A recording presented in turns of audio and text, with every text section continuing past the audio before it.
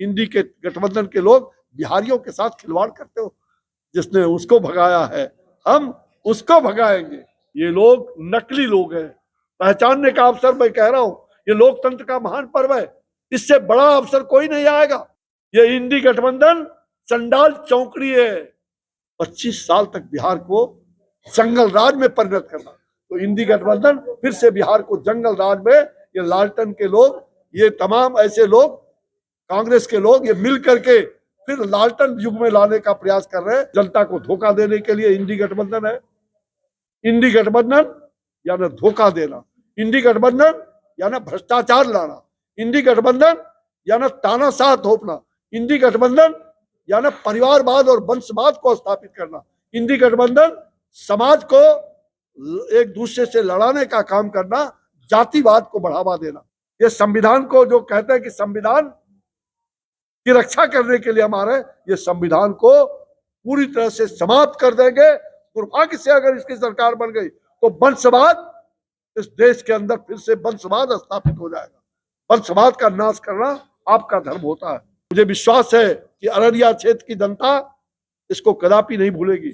हिंदू मुसलमान के नाम पर वोट होने का, अगर ये वोट होता है तो इससे बड़ा दुर्भाग्य कुछ नहीं हो सकता। नरेंद्र मोदी जी ने गांव गांव में बिजली जलाया। आज गरीबों को मेरे मंत्रालय के द्वारा उनके आदेश पर 5 किलो अनाज, मुफ्त अनाज देने का काम हमने कर रहे हैं। कोविड के काल में किसी को भूखा नहीं रहने दिया प्रधानमंत्री। दिल्ली के अंदर इसी इंडी गठबंधन की सरकार ने हमारे बिहार की जनता, बिहारी को खदेड़ के भगाया। हमें याद करने की आवश्यकता, अररिया के लोग भागते हुए यहाँ आए थे। आज डॉक्टर अंबेडकर का एक पंचतीर्थ बनाया हमारे नरेंद्र मोदी जी ने। आपने क्या किया? अंबेडकर को तो आपने लोकसभा और राज्यसभा में घुसने तक नहीं दिया, और इकोनॉमिकली बैकवर्ड उसको भी पूरे भारत में आरक्षण देने का काम 10% ये मोदी जी ने किया। जातियों को जातियों से लड़ाने का काम किया। माफ करिएगा, हम लोगों ने जातिवाद कभी नहीं देखा। ये ठीक है कि ब्राह्मण कुल से जन्मा हूं, परशुराम और चाणक्य का वंशज हूं, हमें गर्व है कि सबको साथ लेके चलना ये हमारा समाज का पहला दायित्व हो जाता है। जातिवाद मिटाएंगे, नया समाज बनाएंगे। आज ये मुसलमान और यादव भाइयों को बरगलाया गया, आज उनको दरकिनार करने का प्रयास हुआ। विकास की रेखा इस बिहार में शून्य हो गया था, और केवल तुष्टीकरण की नीति अपना करके, अल्पसंख्यक तुष्टीकरण और भ्रष्टाचार, और उस पर उन्होंने वंशवाद को स्थापित करने का काम किया।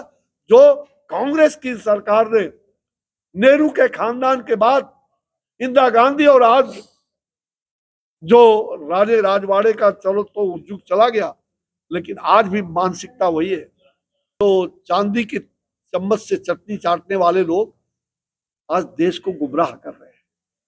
आज देश के अंदर जिन्होंने लोकतंत्र की हत्या किया, जिन्होंने खानदानवाद थोपित करने का काम किया इस बिहार में, इस देश में, खानदानवाद, परिवारवाद जिसको कहते हैं, जिसको वंशवाद कहते हैं। राजनीति में राजनेता का बेटा अगर राजनीति में आया तो कोई गुनाह नहीं करता है जी, लेकिन एक दल बना करके उसके मालिक भी हम ही रहे, अध्यक्ष भी हम ही रहे, मुखिया भी हम ही रहे, और मंत्री और मुख्यमंत्री हम ही रहे, हमारा बेटा और खानदान भी रहे। आज 4-4 लोगों को उस खानदान में टिकट दिया गया है। ये कौन सा समाज बनाना चाह रहे हो? घमंडिया गठबंधन, जिसको क्या कहते हैं, इंडी महागठबंधन।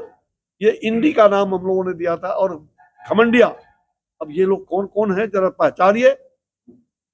आजादी का मैक्सिमम वर्ष कांग्रेस ने देश को शासन किया, क्या लाया विकास का, और 10 साल के अंदर में जो काम नरेंद्र मोदी जी ने किया है वो देश ही नहीं दुनिया इसको समझ रही है।